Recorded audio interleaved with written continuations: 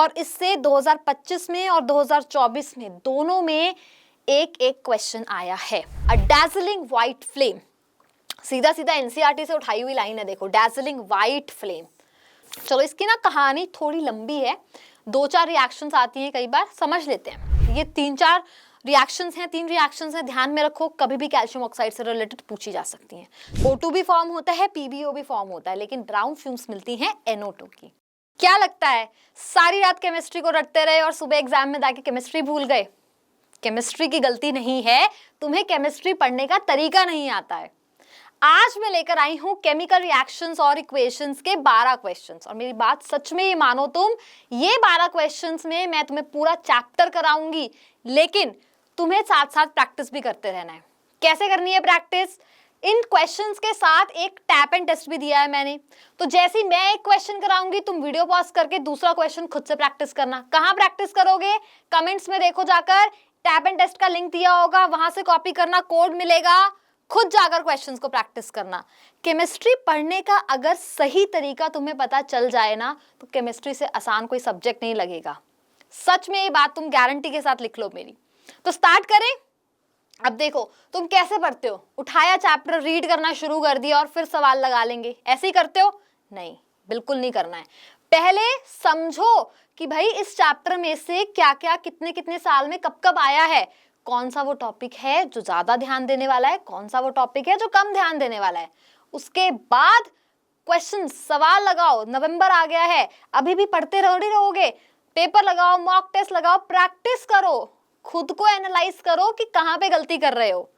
अब ये टाइम गया, छोड़ दो वो सब बातें, है ना। अब ज्यादा से ज्यादा सवाल लगाने शुरू करो। मैंने आपका थोड़ा काम आसान कर दिया, थोड़ा सा एनालिसिस मैं खुद करके आई हूँ, तो इसको जरा देख लेते हैं।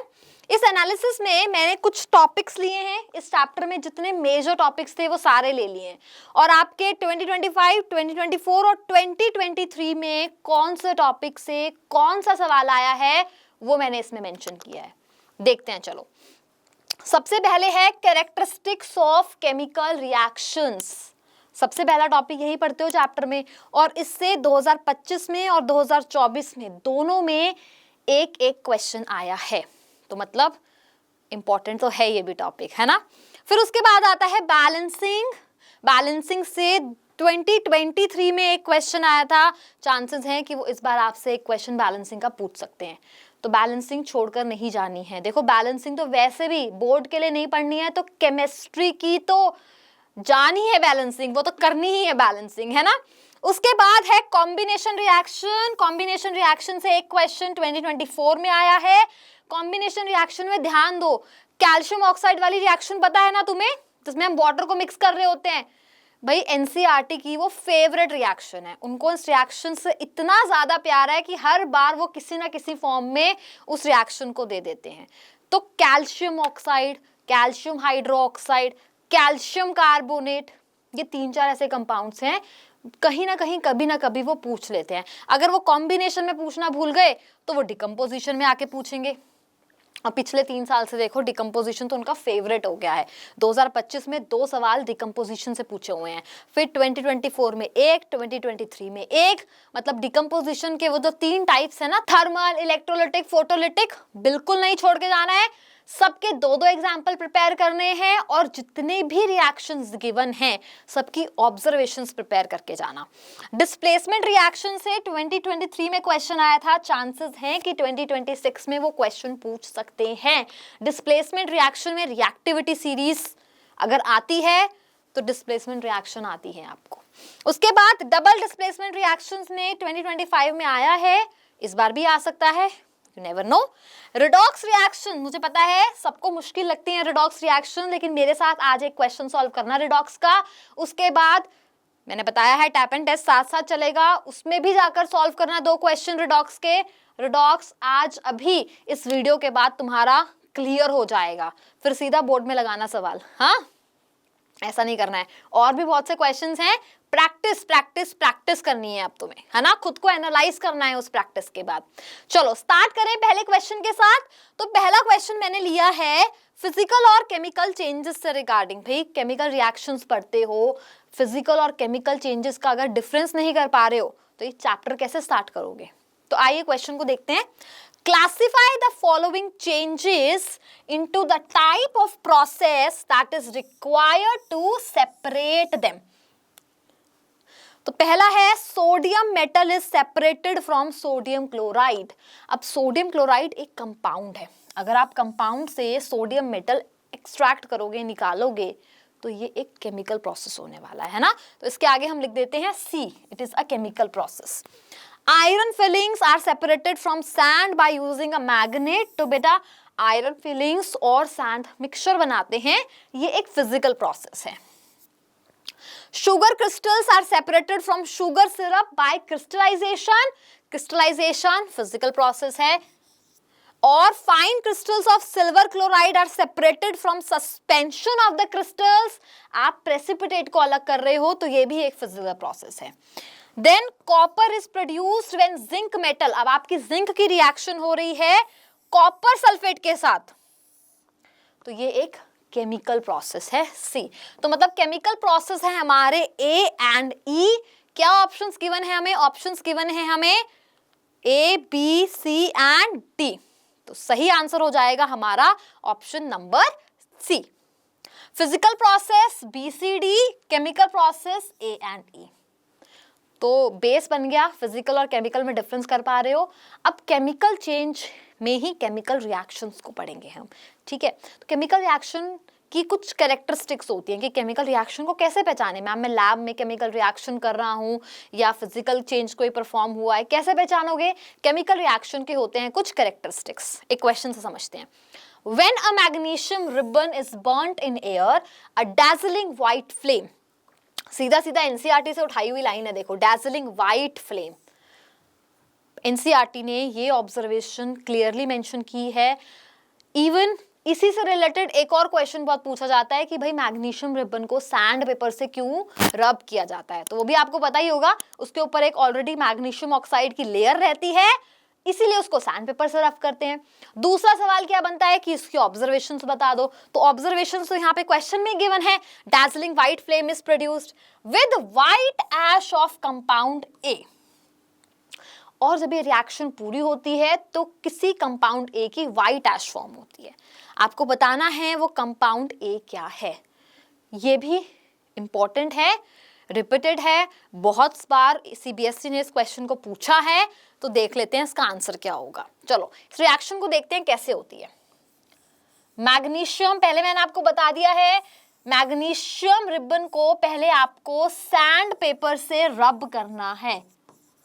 क्यों करना है? क्योंकि उसके पास ऑलरेडी एक लेयर है मैग्नीशियम ऑक्साइड की।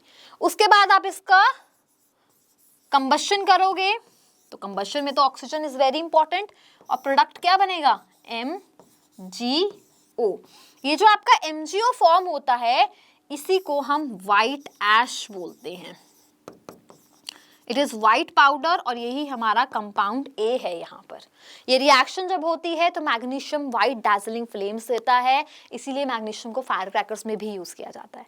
तो करेक्ट आंसर कौन सा हो जाएगा? करेक्ट आंसर है हमारा ऑप्शन नंबर बी। देखो ये फॉर्मूला बिल्कुल गलत है। 9th क्लास में फॉर्मूला मेकिंग सीखी है ना, तो यहीं से बता दोगे कि ये गलत है, यहां से बता दोगे ये गलत है। हाइड्रोक्साइड बन नहीं रहा है, पानी में थोड़ी ऐड किया है आपने। तो ऑप्शन नंबर बी आपका सही हो जाएगा।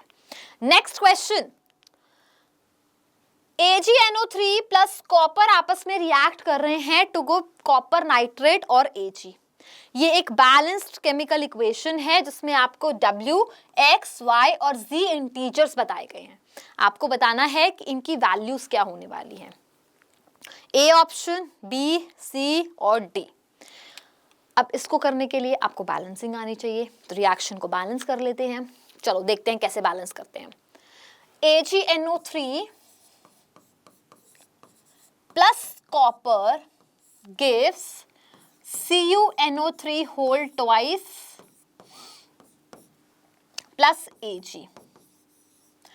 बेटा रिएक्शन को बैलेंस करने के लिए सबसे पहले ये देखो कि कौन कौन से एलिमेंट्स आपके पास प्रेजेंट हैं। मेरे पास एलिमेंट्स कौन कौन से प्रेजेंट हैं? Silver, copper, nitrogen and oxygen present है। अब रिएक्टेंट साइड और प्रोडक्ट साइड में देखते हैं क्या नंबर है इनका।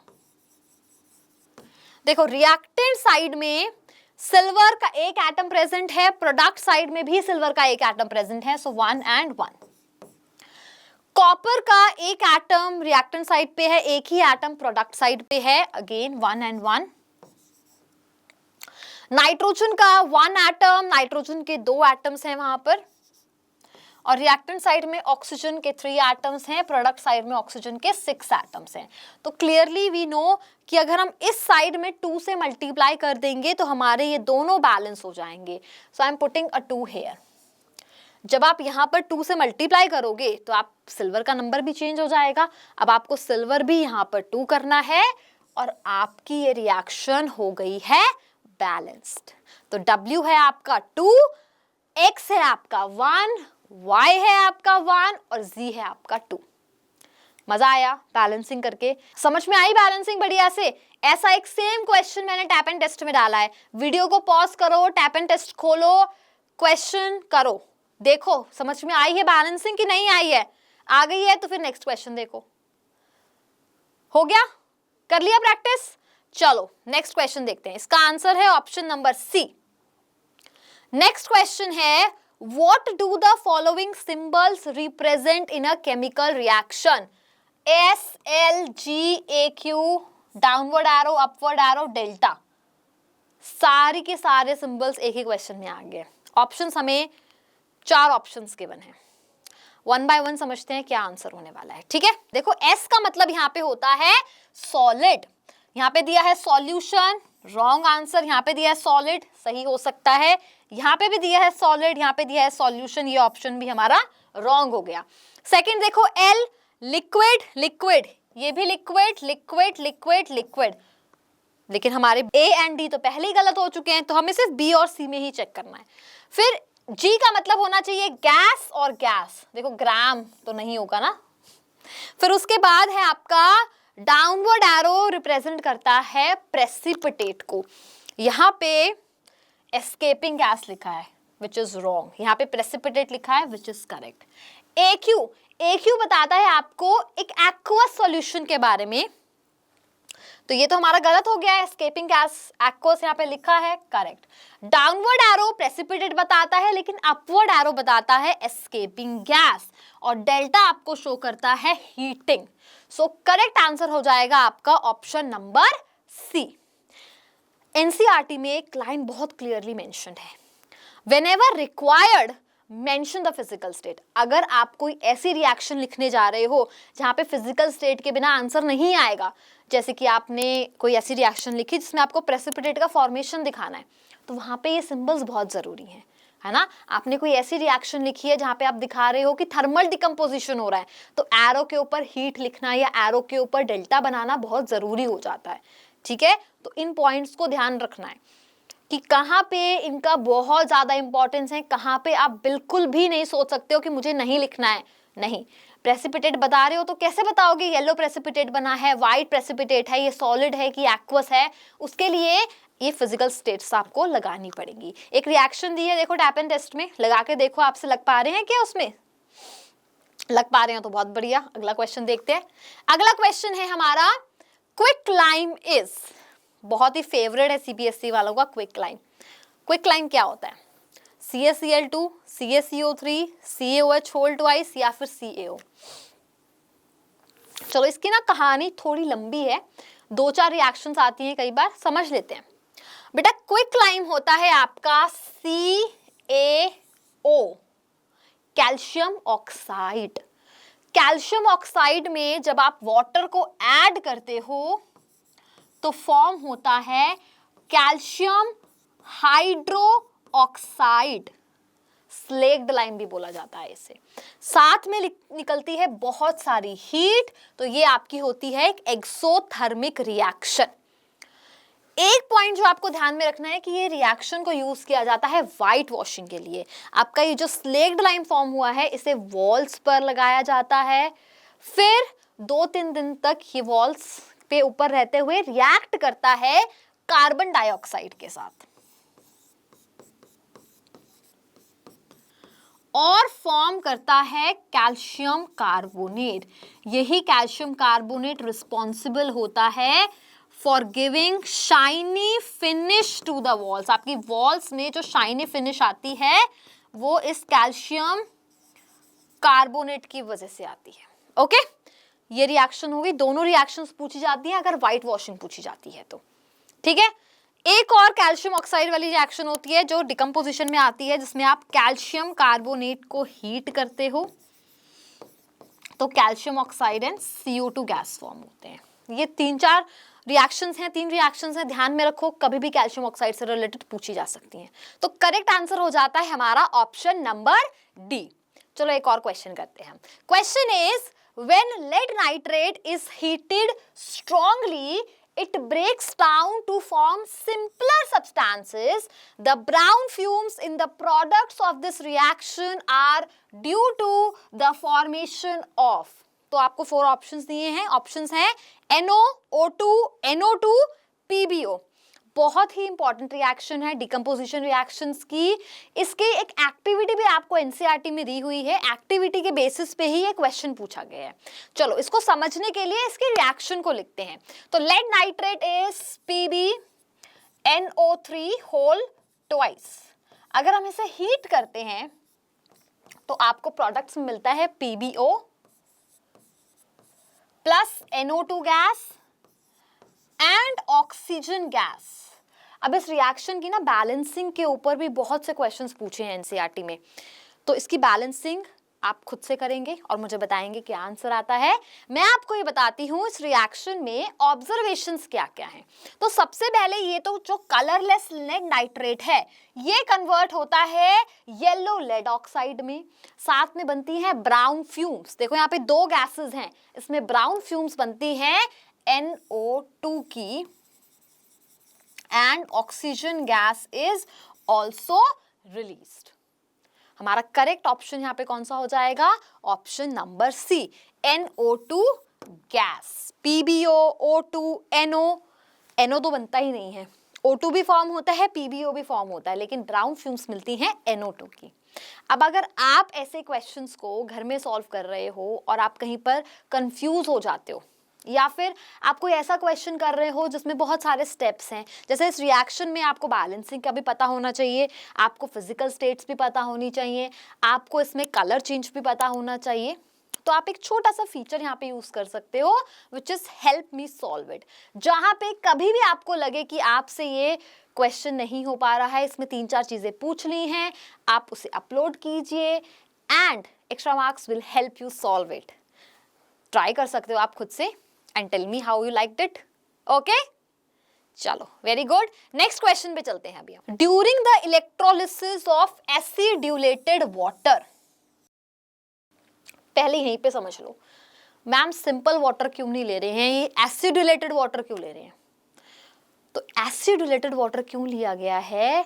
क्योंकि वाटर में आयंस का फॉर्मेशन ज्यादा हो, रिएक्शन को थोड़ा स्पीड अप करने के लिए, है ना। थोड़ा सा ड्रॉप्स हमने सल्फ्यूरिक एसिड के ऐड किए हैं तो वो एसिडुलेटेड वाटर हो गया है।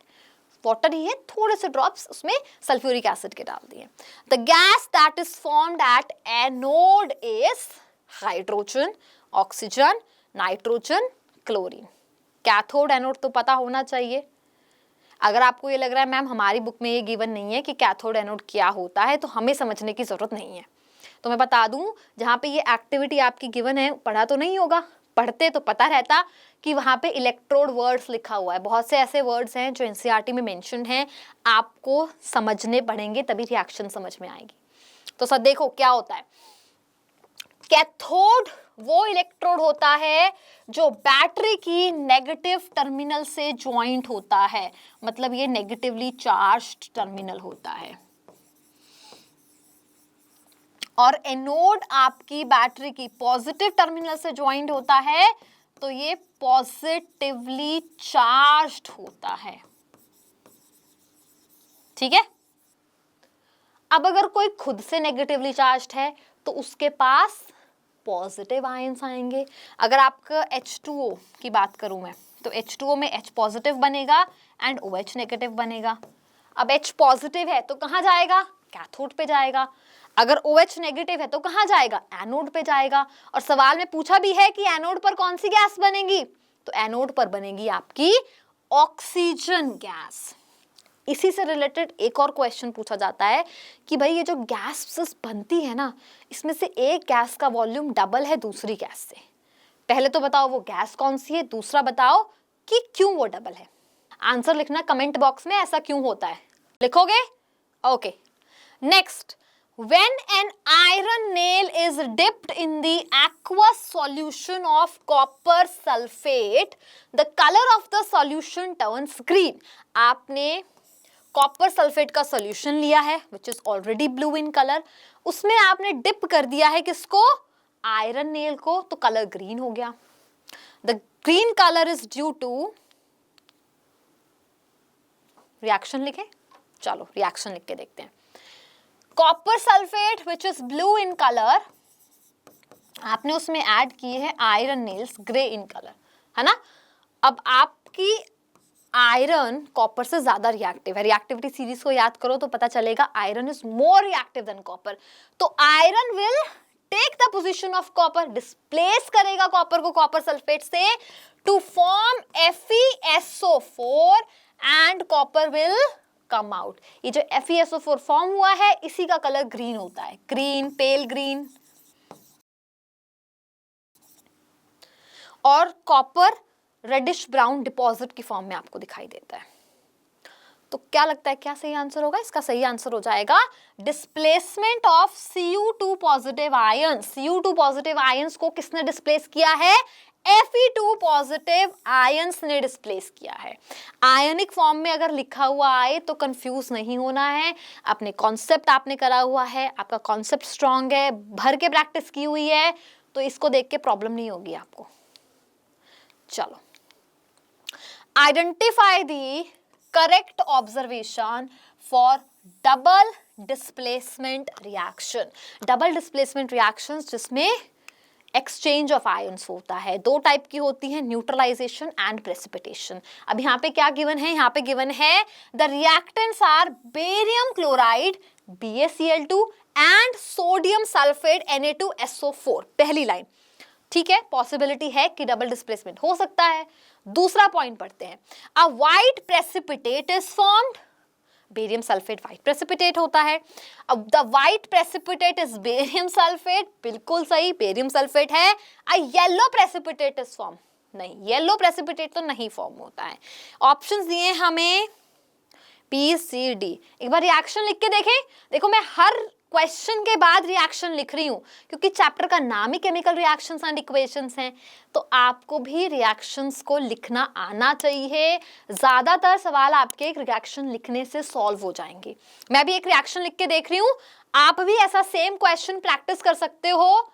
पता है ना कैसे करना है? वीडियो को पॉज करो, जाओ टेस्ट को प्रैक्टिस करो क्वेश्चन को, फिर देखो सही आ रहे हैं कि नहीं आ रहे हैं। चलिए रिएक्शन लिख के देखो पहले। यहां पर बेरियम क्लोराइड प्लस Na2SO4, आपको पता है यहां पे एक्सचेंज ऑफ आयंस होगा तो BaSO4 बनेगा और 2NaCl फॉर्म होगा। तो ये BaSO4 आपका व्हाइट प्रेसिपिटेट होता है, it is white in colour. तो करेक्ट आंसर हो जाएगा आपका ऑप्शन सी। फर्स्ट, सेकंड और थर्ड आपके सही हैं, फोर्थ इज नॉट करेक्ट। चलिए next question, what is the colour of insoluble substance? Insoluble substance क्या होता है? राइट, प्रेसिपिटेट होता है। That is obtained in the above reaction mixture. तो एक रिएक्शन मिक्सचर दिया है, देखो इसमें फेवरेट रिएक्शन, अगेन CBSE की इंपॉर्टेंट रिएक्शन है, करके जानी है, इसकी बैलेंसिंग पता होनी चाहिए, इसकी ऑब्जर्वेशंस पता होनी चाहिए। KI में लेड नाइट्रेट ऐड कर रहे हो, ऑप्शंस दिए हैं lead iodide yellow, potassium nitrate yellow, lead iodide red और पोटेशियम नाइट्रेट व्हाइट। क्या लगता है? फिर से वही बोलूंगी, रिएक्शन लिख के देखो। रिएक्शन लिखे, चलो। लेड नाइट्रेट में आपने ऐड किया है KI, PbI2 फॉर्म होगा और साथ में बनेगा KNO3। चलिए, तो इसमें जो आपका PbI2 है, this is yellow in colour, this is yellow precipitate. Yellow precipitate है, लेड आयोडाइड। तो करेक्ट आंसर है आपका ऑप्शन नंबर ए। कौन से टाइप की रिएक्शन है? डबल डिस्प्लेसमेंट रिएक्शन है। डबल डिस्प्लेसमेंट में भी प्रेसिपिटेशन रिएक्शन है। Next question, in the redox reaction, अब देखो एक रिडॉक्स रिएक्शन गिवन है, CuO plus H2 gives Cu and H2। NCERT की ही रिएक्शन है ये। प्रीवियस ईयर एग्जाम्स में अगर आप देखोगे तो रिएक्शंस मोस्टली वो एनसीईआरटी से ही देना प्रेफर करते हैं। Copper is reduced to CuO, copper is reduced to Cu and H2 is oxidized to H2। Option C में भी दिया है ऐसा ही और ऑप्शन डी में ही कुछ दिया है। तो लगाकर देखते हैं कि कौन ऑक्सीडाइज हो रहा है, कौन रिड्यूस हो रहा है। तो copper oxide plus H2 gives copper and H2O। थोड़ा सा अपने माइंड में अगर आप रिवाइज करोगे तो आपको पता लगेगा कि addition of oxygen and removal of hydrogen is oxidation and addition of hydrogen and removal of oxygen is reduction. तो कॉपर ऑक्साइड रिएक्शन के बाद अकेला कॉपर रह गया, ऑक्सीजन उसमें से चला गया, तो रिमूवल ऑफ ऑक्सीजन क्या है? रिडक्शन है। H2 में रिएक्शन के बाद हाइड्रोजन ऐड हो गई है, तो H2 का क्या हुआ है? ऑक्सीडेशन हुआ है। से CuO का हुआ है रिडक्शन, तो ये हो गया ऑक्सीडाइजिंग एजेंट।